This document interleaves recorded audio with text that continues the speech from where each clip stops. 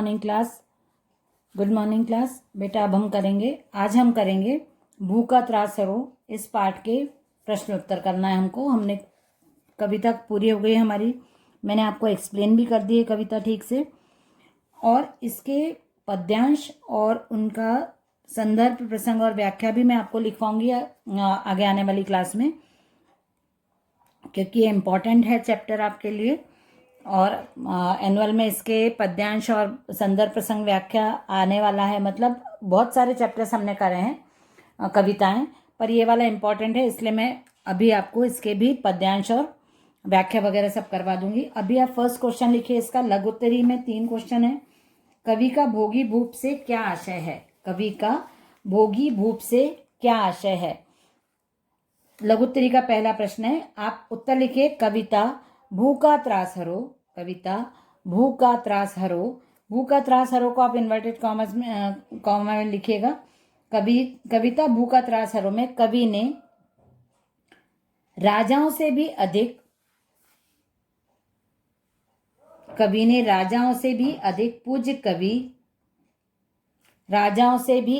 पूज्य कवि कलाकार ज्ञानी जन को बताया है। कविता भूखा त्रास हरो में कवि ने राजाओं से भी अधिक पूज्य कवि कलाकार ज्ञानी जन को बताया है, क्योंकि यही प्रबुद्ध वर्ग भारत माता के दुखों को दूर कर सकते हैं। क्योंकि यही प्रबुद्ध वर्ग भारत माता के दुखों को दूर करने में सक्षम हैं।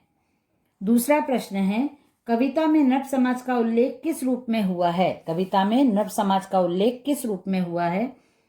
कविता में कवि श्री दिनकर ने नव समाज को मदान्ध शासक के रूप में उल्लेखित करते हुए कहा है, ऐसा नव समाज धरती को कभी सुखी नहीं कर सकता। ऐसा नव समाज धरती को कभी सुखी नहीं कर सकता। तीसरा प्रश्न है लघुत्तरी का, कवि ज्ञानियों को क्या धारण करने का उपदेश देता है? कवि ज्ञानियों को क्या धारण करने का उपदेश देता है? कवि ज्ञानियों एवं बुद्धिजीवियों को अविचारी एवं विलासी शासकों के विरुद्ध तलवार धारण करने का उपदेश देता है। अविचारी एवं विलासी शासकों के विरुद्ध तलवार धारण करने का उपदेश देता है। ये आपके 3 लघुत्तरी हो गए। अब हम दीर्घोत्तरी करेंगे। दीर्घोत्तरी का पहला प्रश्न है,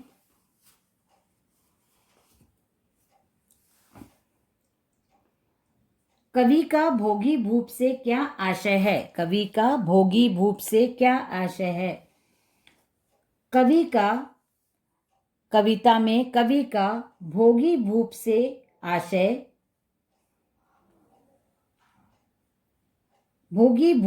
आशय ऐसे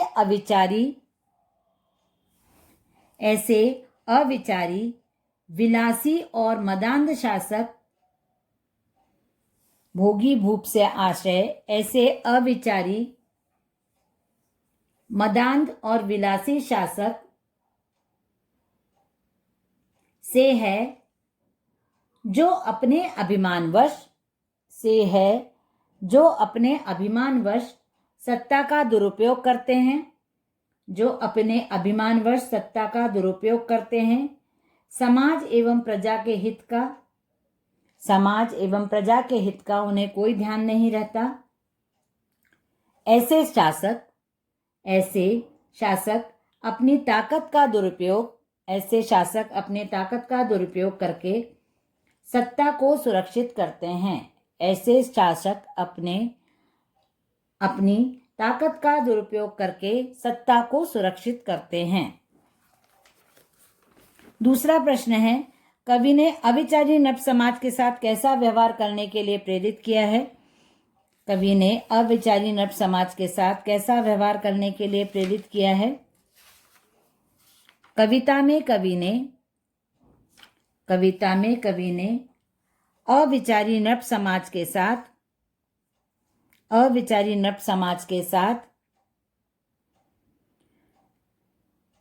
कठोरतापूर्ण व्यवहार करने के लिए प्रेरित किया है। कवि ने, पूर्ण विराम लगा के आगे लिखिए, कवि ने ऐसे नभ समाज को सबक सिखाने के लिए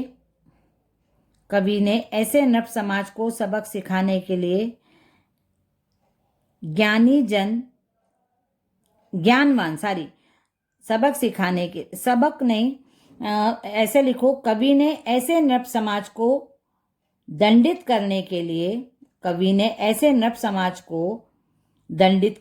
लिए ज्ञानवान एवं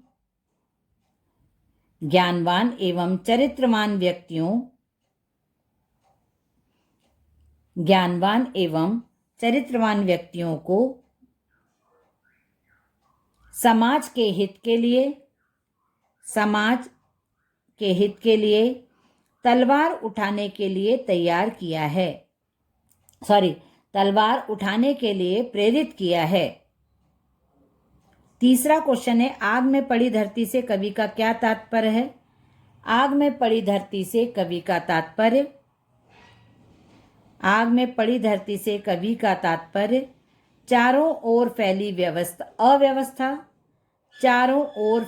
अव्यवस्था, अराजकता, अशांति, अभाव,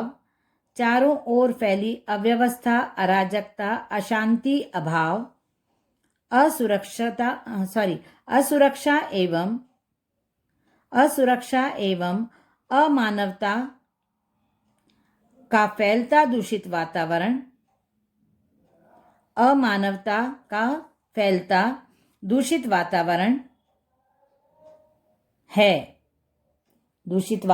है। इस प्रकार के वातावरण के प्रभाव स्वरूप देश की व्यवस्था बिगड़ रही है।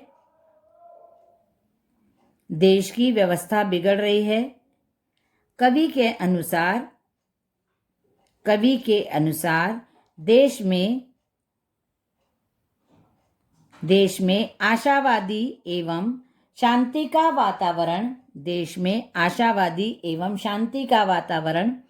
व्याप्त करना भी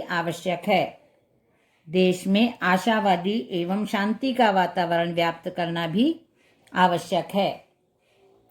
ये आपके लघुत्तरीय हो गए। अब इसका भाव पल्लवन है, जब तक योगी भूप प्रजाओं के नेता कहलाएंगे, है ना। ये हम लोग करेंगे नेक्स्ट क्लास में। कविता की रचना करने वाला, इसके भाषा अध्ययन को आप देख लीजिए। निम्नलिखित वाक्यांश के लिए एक शब्द लिखिए। कविता की रचना करने वाला रचयिता या कवि, विज्ञान में विशेष निपुण वैज्ञानिक, कलाओं का सृजन करने वाला कलाकार, अभिमान करने वाला अभिमानी। निम्नलिखित शब्द अनेकार्थी हैं। इन शब्दों के विभिन्न अर्थ दर्शाने वाले वाक्य बनाओ।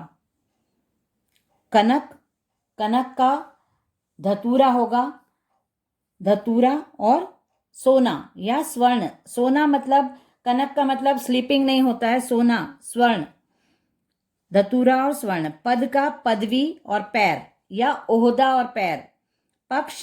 पक्ष का मतलब होता है पंख या 15 दिनों का समय, या पक्ष आप अपने विचार रख सकते हो, उसको भी पक्ष बोलते हैं। आप अपना पक्ष बताइए, कभी आपने सुना होगा ना।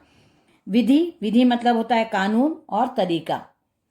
निम्नलिखित शब्दों की संधि विच्छेद कर संधि का नाम लिखिए। उज्ज्वल व्यंजन संधि, मदांध दीर्घ स्वर संधि, निष्ठुर विसर्ग संधि, उद्धार व्यंजन संधि।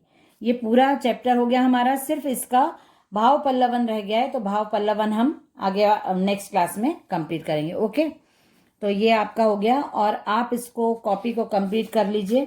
कॉपी कंप्लीट करके मेरे को बताइए। अब नेक्स्ट क्लास में हम इसको सबसे पहले तो भाव पल्लवन कंप्लीट कर लेंगे और नेक्स्ट चैप्टर को स्टार्ट करेंगे। ओके, चलिए, बाय एवरीवन।